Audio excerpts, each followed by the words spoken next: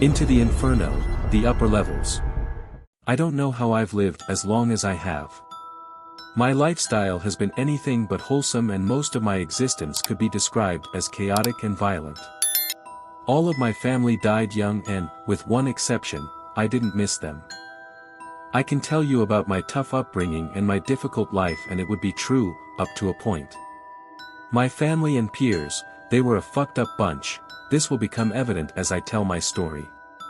Still, if I'm honest, I'd have to admit that I'm the worst of the lot.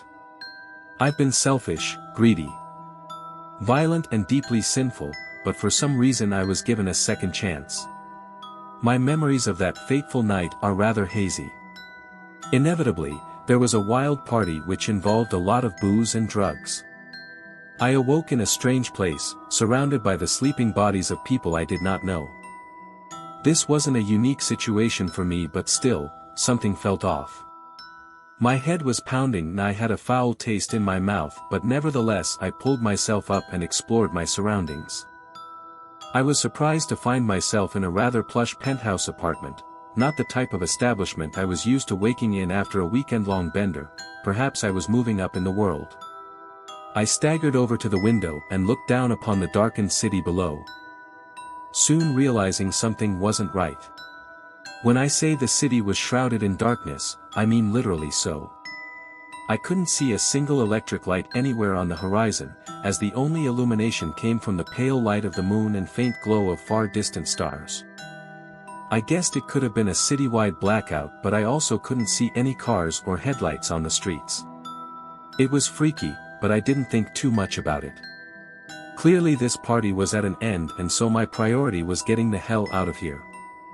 With some difficulty, I stepped over the snoring party guests and eventually found my way to the door, and then the corridor beyond. At first glance there was nothing special about the elevator which would become so crucial to my story and change my life forever. It was just a normal elevator with sliding steel doors and a button lit up to summon the lift. I was on the top floor, so there was only one way to go, down. I hesitated before reaching out to push the button, feeling a cold chill running through me that I couldn't explain. But nevertheless, I summoned the elevator, experiencing a surge of static electricity as my finger made contact.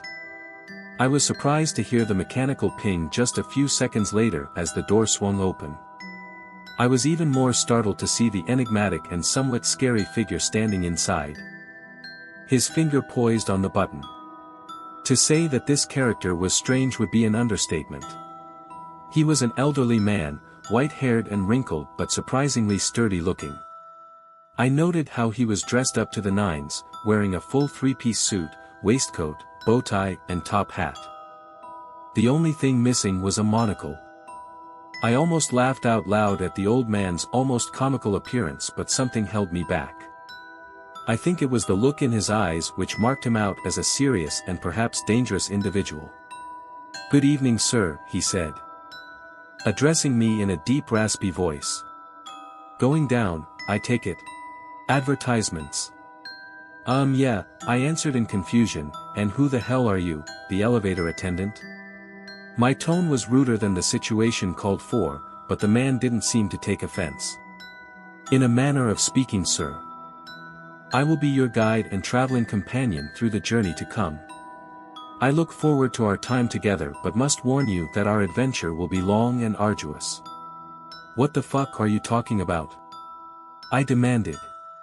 My head was pounding and I'd no patience for these riddles. I just wanted to get out of this place. Again, the attendant, or whoever the hell he was, didn't react to my insult. "Please sir, time is marching on, and we really should be making moves. I'm sure you don't want to stay here any longer than necessary." I didn't.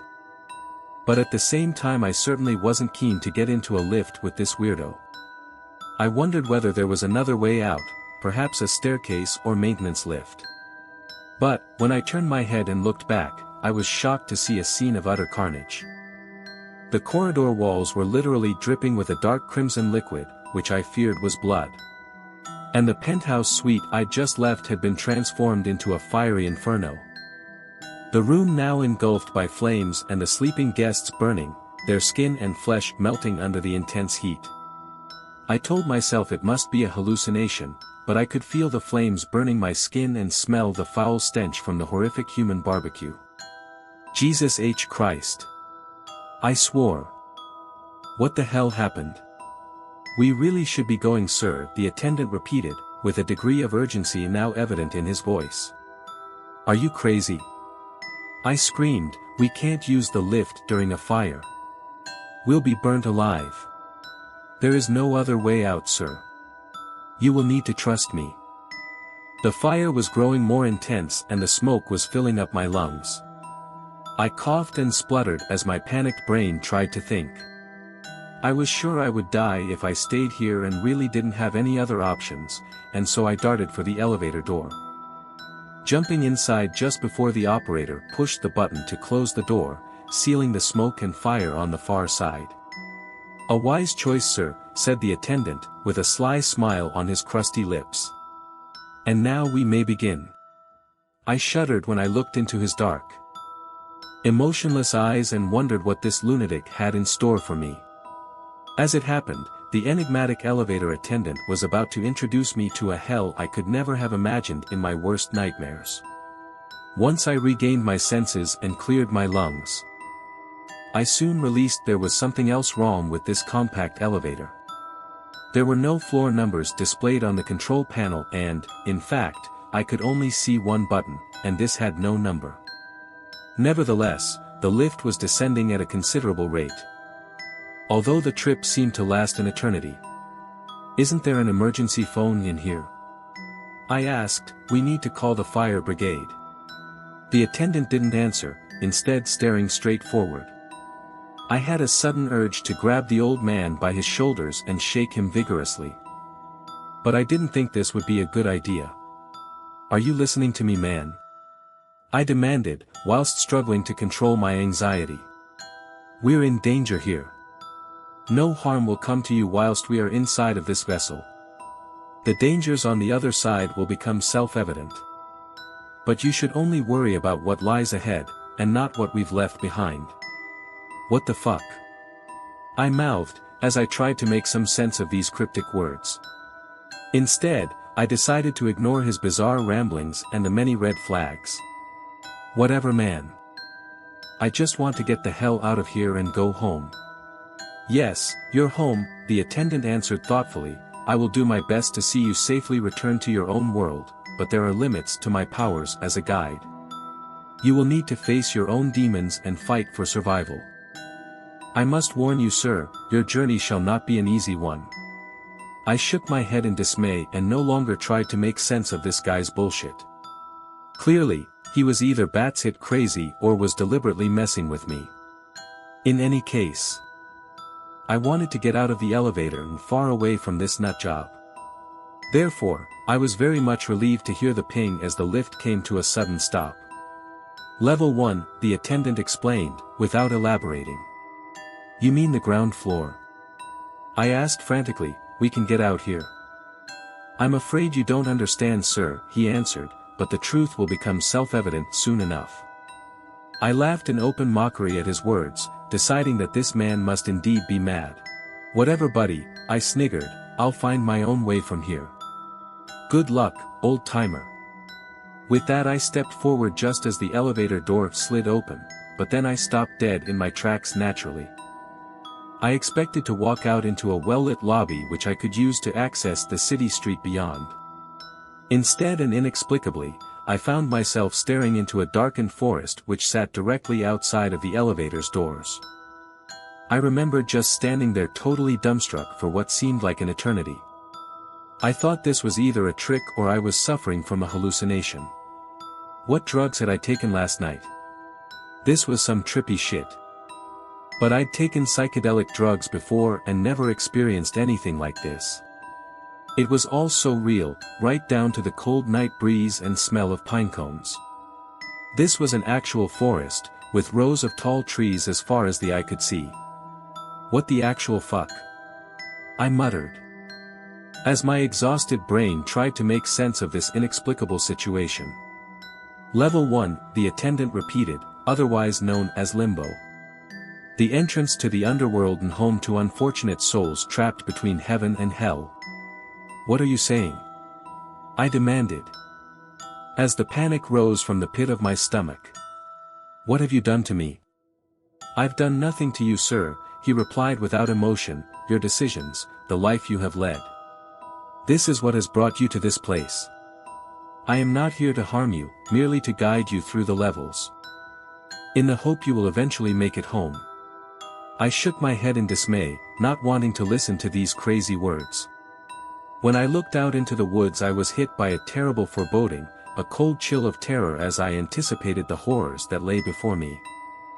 But there was seemingly nowhere else for me to go, and so I stepped forward, cautiously walking out onto the cold black soil of the forest floor.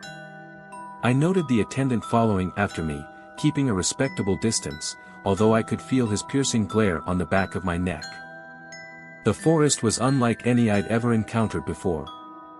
Woods at night can often evoke a primal fear in the human psyche. However, there was something very unnatural about this inexplicable forest which I now walked through. As I slowly progressed under the shadowy trees, I heard a faint sound carried through the cold night air, gradually growing louder the farther I walked. I listened intently to make out the voices, the faint but pained cries of 1,000 souls calling out at once. Some of the languages I recognized. Others I didn't, but there was one common denominator: all were crying out in pain and fear. My whole body shivered as I heard those wretched people cry, but yet I could not see them or identify where the sound was originating from.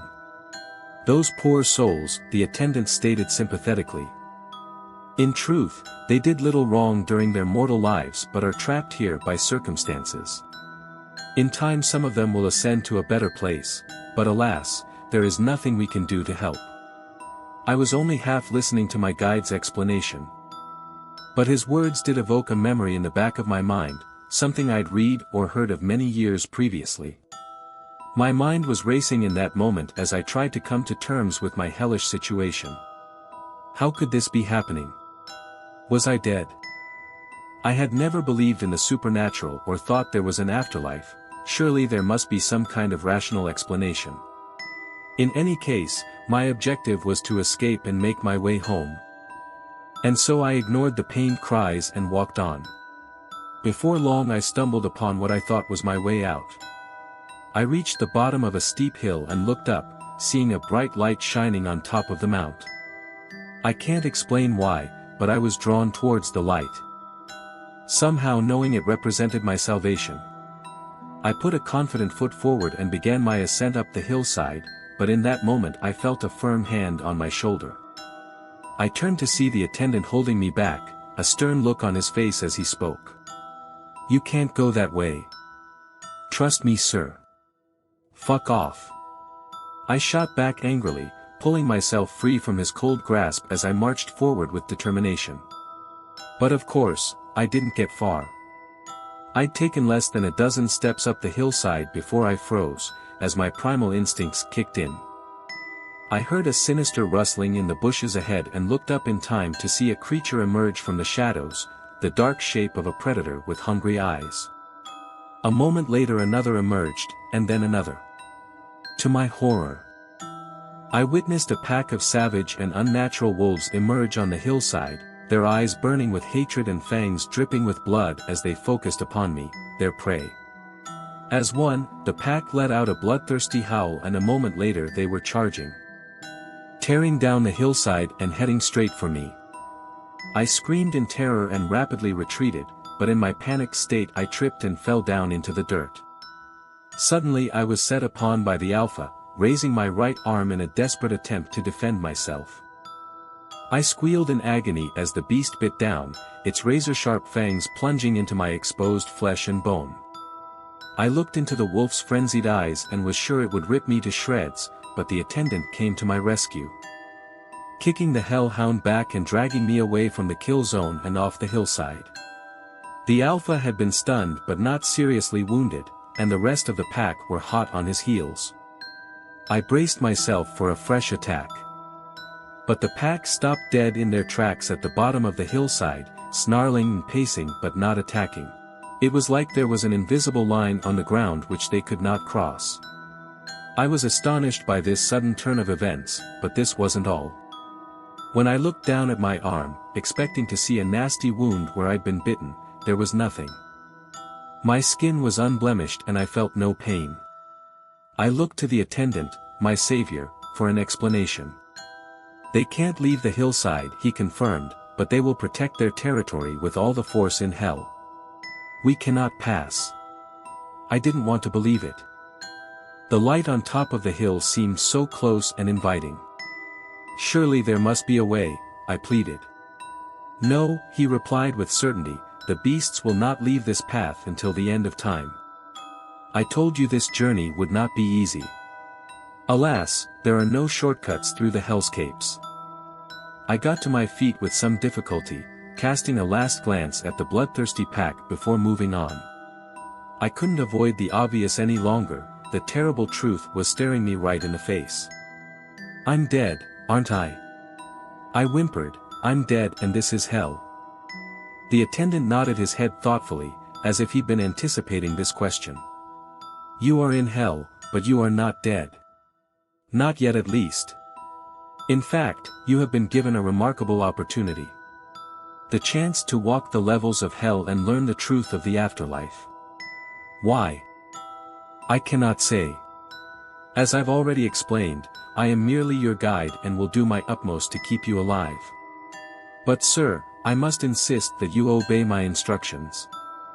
You were lucky to survive that last encounter, and I can't protect you from all the threats to come. I nodded my head vigorously.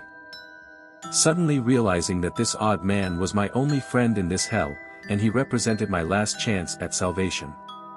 Suddenly something clicked in my confused brain, an old memory brought to life. I know this story, the Inferno. The circles of hell. Yes, the attendant confirmed.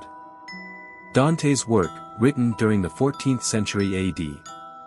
He made the same journey as you will all those centuries ago, but what you see and experience will be unique to your own mortal existence.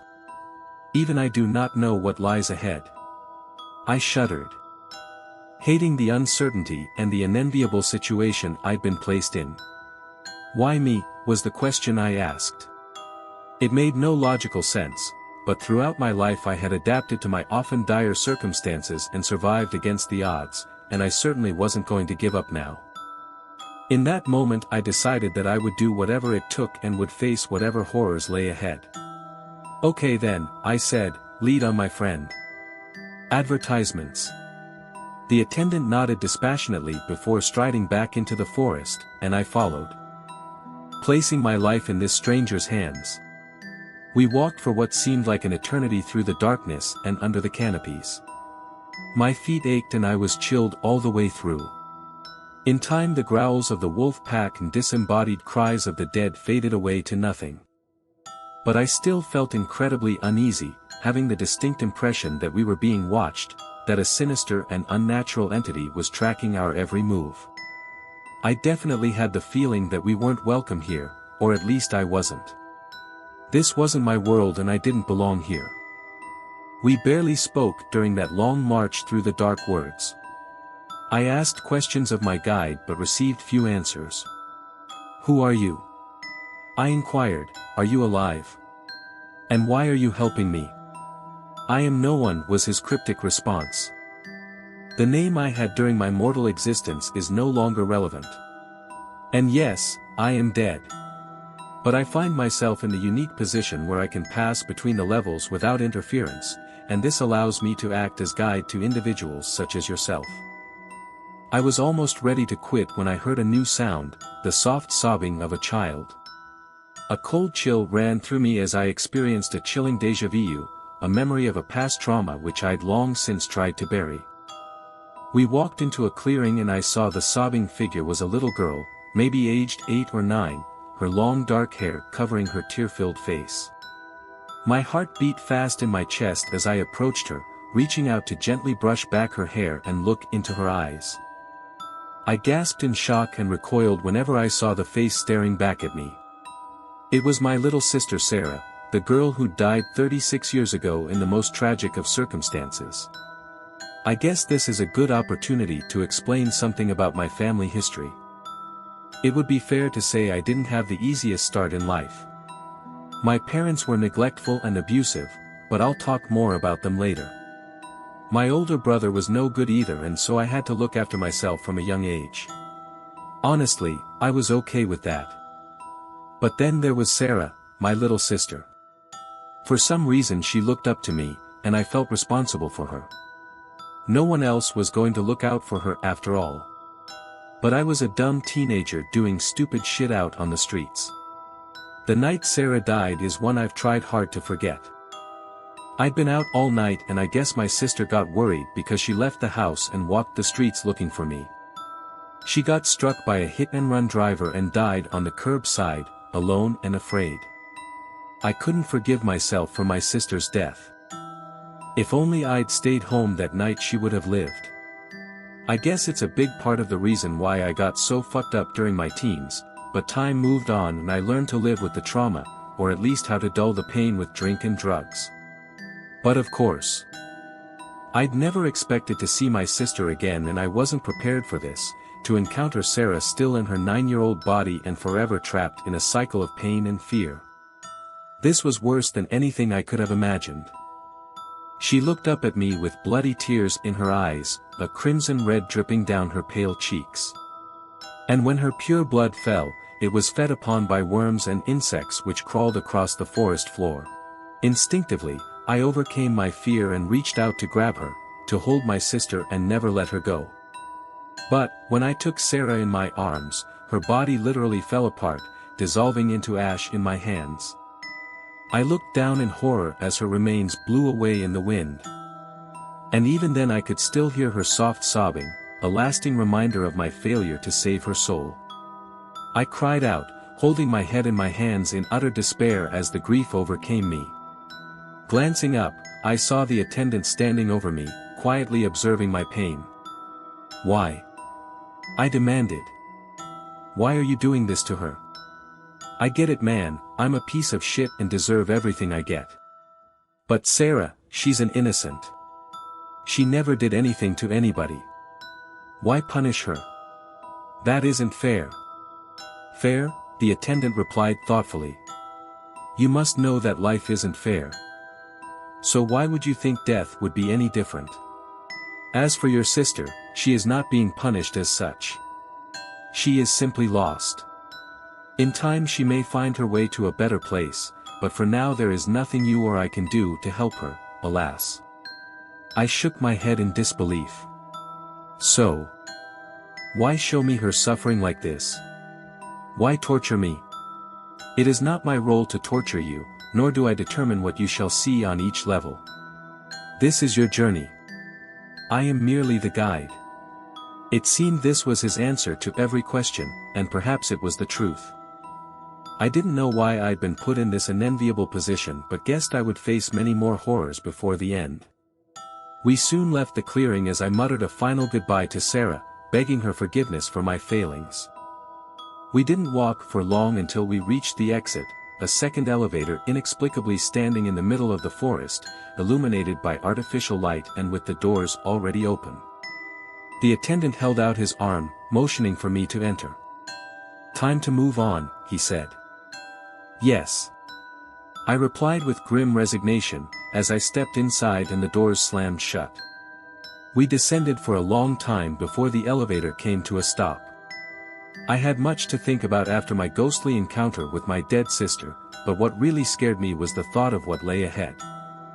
As my nameless guide had said, Limbo was the first level or circle and not even hell proper, so it seemed my situation would only get worse as I descended. When I questioned the attendant, I predictably received the bare minimum of information.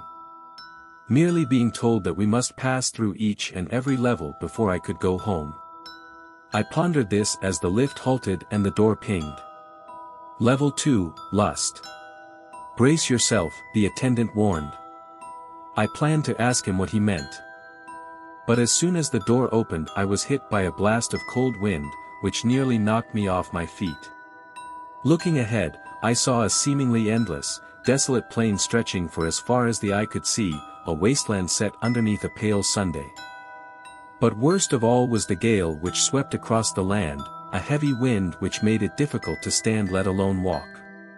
Even the attendant needed to shout to be heard over the mighty gale. "Take my arm. I shall assist you."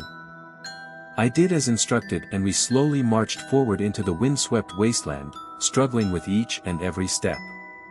I looked to the horizon and wondered how we would ever advance through this hellish level, but it got worse. As we staggered ahead, suddenly the ground in front of us shook and cracked open, and from beneath the rocky surface emerged a monstrous figure, a giant, easily 20 foot tall, taking the shape of a man but with a grotesque, snake-like tail wrapped around his body. The giant stood up, blocking our path with his huge frame and making the earth quake under his heavy feet. He looked down upon us with piercing eyes as his snake tail uncoiled. I was sure this monster would attack us at any moment and so made ready to flee, but my guide held me steady, shouting in my ear, "Behold Minas, the judge and gatekeeper of the underworld. None may pass without his permission." I stood frozen to the spot, fearing what this monster would do to me. I could feel the judgment in his piercing glare and it chilled me to the bone. I watched helplessly as he opened his gaping mouth and spoke in a booming, inhuman voice. "It is not your time. You should not be here," he proclaimed. I was left speechless, but thankfully my guide had an answer already prepared. "We are on a mission from God," he replied confidently. "I must insist that you let us through." I could hardly believe how the attendant dared to speak to this monster and thought Minas would either laugh in open mockery or crush us both with his bare hands. But, to my immense surprise, he did neither. Instead exclaiming the words, "And so it shall be." With that, Minas retreated back into the hole from which he'd emerged. But, before his head disappeared beneath the ground, he offered parting words that I realized were directed towards me, "Until we meet again." As soon as the giant left, the gale hit us once again. I don't think I could have withstood the mighty wind if it had not been for my guide, who somehow stood tall in spite of the sheer force hitting us. We slowly moved forward across the windswept plain, and in time I saw others trapped in their own struggles, emaciated and half-naked souls trying in vain to stand and walk before the gale knocked them down to the hard rocky ground. There must have been thousands of them, all stuck in the same cruel loop. Advertisements. "They have no respite," the attendant explained, "the wind is relentless and their suffering never-ending." I felt a lump in my throat as I considered the implications of what I'd been told. This was eternity for these people, to never have shelter or peace and to forever fall victim to the vicious winds of level 2. I wondered what one would have needed to do in their life to end up in this place. I soon got my answer, in a manner of speaking. I almost stumbled over the man in front of me, a wretched figure who'd curled up in the fetal position in a vain attempt to protect himself from the wind. He looked up and I met his eye, once again reacting with shock as I recognized the tormented soul. It was my father, who'd died 27 years previously. To be fair, he looked as surprised to see me as I did him. His face screwed up in confusion before there was a spark of recognition in his bloodshot eyes. "Son, is that really you? Thank God. You've got to help me," I snarled upon hearing his plea, feeling nothing but resentment and anger. Continuing with the theme of my fucked up family, you'll not be surprised to learn that my father wasn't a good role model.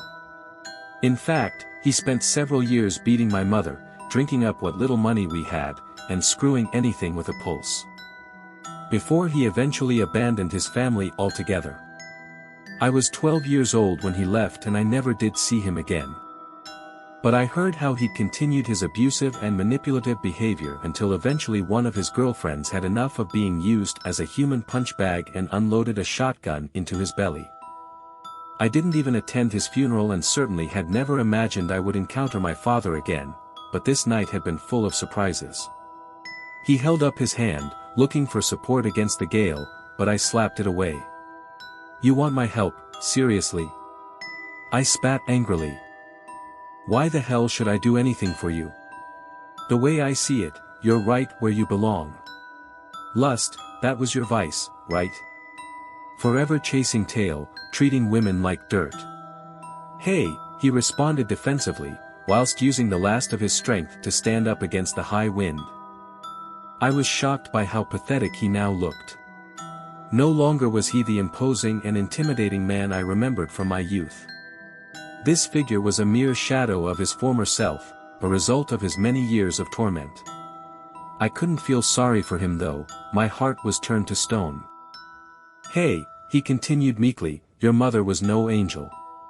Don't forget that. I couldn't argue with him on that point, but it was no excuse.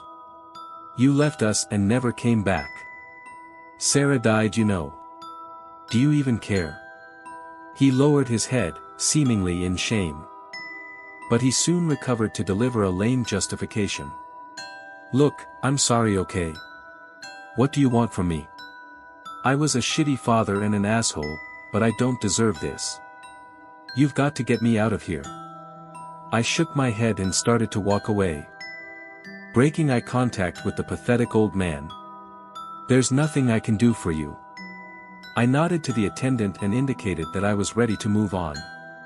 But, as we fought against the wind, I was distracted by a cry from my rear, as my father offered a final insult.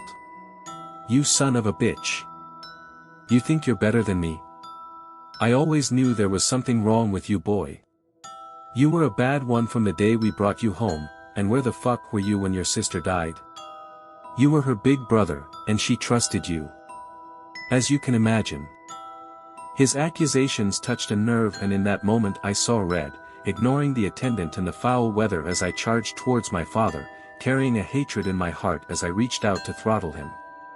But, as soon as my hands touched his throat, my father's body disintegrated into ash. And his remains were scattered by the winds. However, my momentum carried me forwards, and I fell heavily down on the rocks, head first. A sharp pain reverberated through my skull and I lost consciousness, my whole world going black. I don't know how long I was out for. But my next memory was being physically dragged across the windswept plain by my guide. He really was determined to get me through this hellscape, for whatever reason. I was looking upwards into the sky above, which I noted had turned a sinister shade of blood red. My head was throbbing as I stared into that abyss, and yet I remember what I saw as clear as day. I could only look on in impotent horror as a horrifying entity emerged from the clouds, a hideous, demonic face adorned with horns and with eyes so red and piercing I could feel them penetrating my very soul.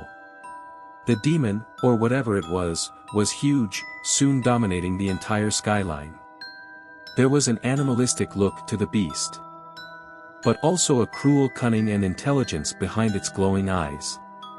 It opened its gaping maw and exposed rows of crocodile-like teeth, and then it laughed, emitting a cruel and sadistic cackle which drowned out every other sound.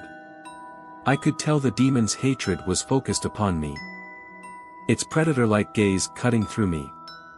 I imagined the beast sweeping me up and devouring me whole within its mighty jaws. My loyal guide had protected me thus far, but I doubted whether he had any power over this beast. As if to prove my point, the attendant dragged me along at a faster pace, fighting against the gale and pulling my considerable weight across the rocks. I wanted to get up and run but couldn't. The horrific din of the demon's foul cackle filled my ears. It was so loud in my head that I feared my head would explode. And before long, I drifted out of consciousness, and the darkness took me once again. The next time I awoke I found myself in the relative safety of the elevator. Somehow the attendant had got me back here in one piece, and now he was looking over me dispassionately, offering no sympathy or explanation. I staggered up to my feet and held my hand up to my forehead, discovering that my wound had miraculously healed itself. I addressed my savior and asked him the question which was foremost on my mind. What was that thing? The monster in the sky? I noted the grim look etched upon the attendant's face, and for the first time I swore I could see fear in his normally emotionless eyes. I think you know who that is, he answered grimly. He has been following our progress through his domain and will continue to do so. We have a long journey still ahead of us and will face many challenges and perils. He wasn't kidding. My stomach churned as I remembered Dante's work, recalling that there were 9 circles in his description of hell. So far, we'd been through 2. This meant 7 more levels, with their severity increasing the lower we got. And in addition to the hellscapes we would cross, it was clear that I would be confronted by many more ghosts from my past, and undoubtedly I would need to face my own demons along the way. And then there was the beast, who I believed was Satan himself. The devil was watching my every step, and it seemed that my guide was powerless against him. I could only guess at his intentions towards me. But I reckoned the Lord of Darkness didn't wish me good fortune. All these terrors were in my mind as I glanced into the attendant's dark eyes, and my heart sunk when I heard the ominous ping as our lift reached the next level.